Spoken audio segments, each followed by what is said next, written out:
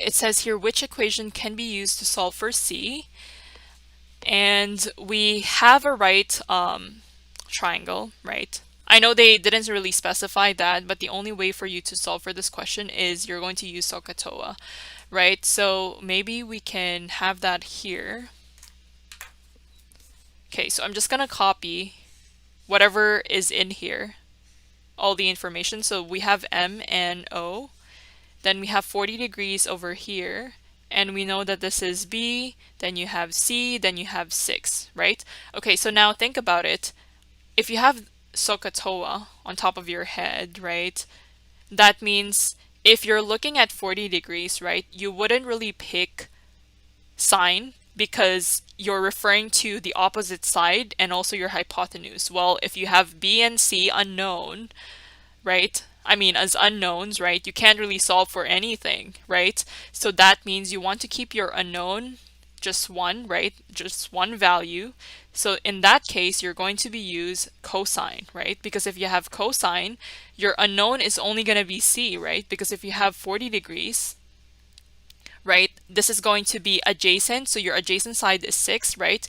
And your hypotenuse is simply going to be C. And how do I know C is my hypotenuse or the length of your hypotenuse? Because that's opposite of your right angle. So you would have 6 over C as opposed to sine earlier, right? Which we had B and C, and that's just not gonna solve for C, right? You can't solve for C if you have two missing components, right?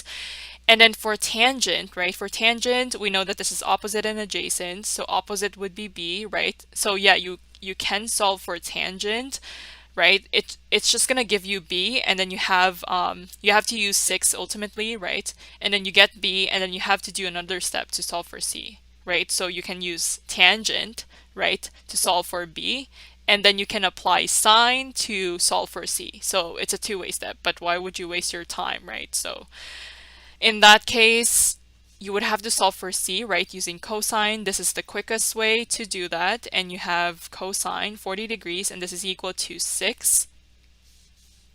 So what I'm doing is I'm just cross multiplying so I can isolate C, right? So once you have C over here, you're going to divide both sides with cosine 40.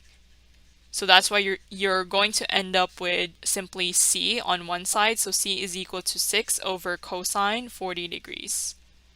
So that's your value for C. So what did they say? So A would be the answer, 6 cosine 40 degrees. So I'm not saying that sine and tangent, you cannot use them. I'm saying that the quickest way to solve this question, right? If you want efficiency, you need to use cosine, right? But obviously you can use tangent and then use sine, and then you get to the same answer for C.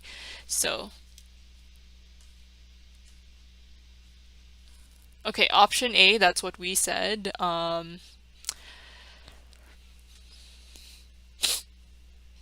There should be an H in hypotenuse, and MN is opposite to angle. Okay, so they're trying to explain you have your perpendicularity between, yeah, MN and NO. That makes it, and that creates a right angle. That's what they're trying to say. And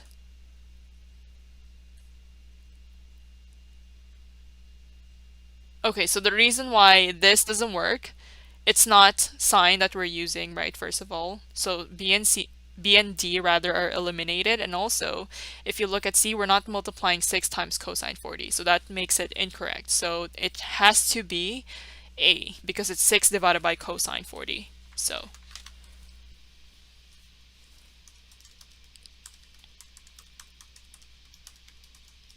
yeah, perfect solution and answer. I have nothing to correct, so.